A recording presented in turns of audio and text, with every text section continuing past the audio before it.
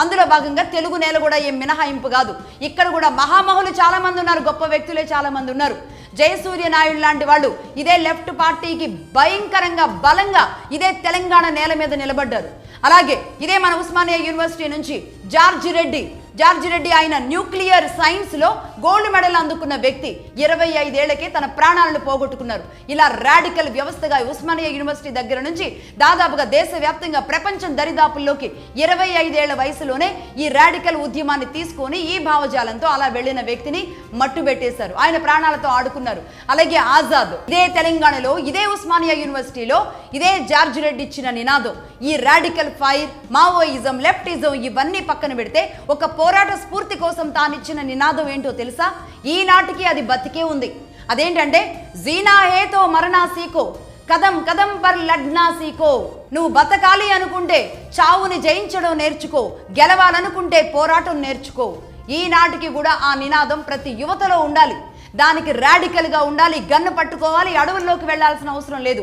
ప్రతి చోట నీ గెలుపు అవసరమే, ప్రతి గెలుపుకి ఒక పోరాటం అవసరమే. అది అంటే ఈ స్ఫూర్తిని, ఆ భావజాలాన్ని ఈ విధంగా ఒక యువతలో, ఒక జనరేషన్లో పెంపొందిస్తూ వచ్చారు. నేను ఇంతకు ముందు చెప్పినట్లుగా విప్లవ పాటలు, ప్రజానాట్య మండలి, కళాకారులు, అరసం, విరసం ఇవన్నీ కూడా విపరీతంగా గ్రామాన, గల్లీన ప్రతి చోట పుస్తక రూపంలో వాళ్ళ నరేషన్స్, వాళ్ళ సాహిత్యం ఇవన్నీ కూడా చాలా డిఫరెంట్గా ప్రతి ఒక్క యువ రక్తం మీద ఇది ప్రభావితం పడేలాగా చేశారు. ప్రతి ఒక్క బ్రెయిన్ మీద ఈ ప్రభావితం పడేలాగా చేశారు. అంటే యువకులుగా ఒక ఫైర్ బ్రాండ్లుగా ఉన్న సమయంలో వాళ్ళని ఈ భావజాలంతో, ఈ సాహిత్యంతో, ఈ మాటలతో, ఈ పదాలతో ఇలా వెలిగించేవాళ్ళు. దానికి వాళ్ళు ప్రభావితం అయ్యేవాళ్ళు. ఇలాంటి మాటలతో ప్రతి ఒక్కరూ ప్రభావితమైన వాళ్లే. అందులో కూడా పవన్ కళ్యాణ్ గారు ఉన్నారు. అందులో తప్పే ఉంది? దానికోసం ఆయన గద్దర్కి ఆయనకి అనుబంధం ఏంటి?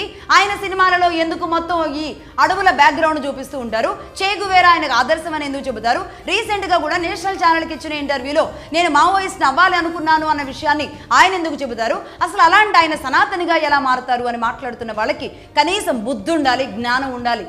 ఇదే చినజీయర్ స్వామి వారు ఏం చెప్పారు? ఈ రోజు సనాతనానికి రిప్రజెంట్లుగా ఉన్న, ఒక పీఠాధిపతులుగా ఉన్న వ్యక్తులు కూడా ఆనాడు మేము మావోయిజంలోకి వెళ్ళాలి అనుకున్నాం అనేది గుర్తు చేశారు. ఒక చినజీయర్ స్వామి మాత్రమే కాదు, శిశుపాలుడు, దంతదక్తుడు లాంటి వాళ్ళు కూడా ఎప్పుడు దైవ దూషణ చేస్తూ, దైవాన్ని విస్మరిస్తూ, దైవాన్ని చూస్తే చంపేయాలి అని ఎదురు చూస్తూ కూడా ఆ దైవం సన్నిధికి, ఆ దైవం దగ్గరికి, ఆ దైవం అనుగ్రహానికి వెళ్ళారు అని చెబుతూ ఉంటారు. అది సనాతనం గొప్ప, చరిత్ర గొప్ప.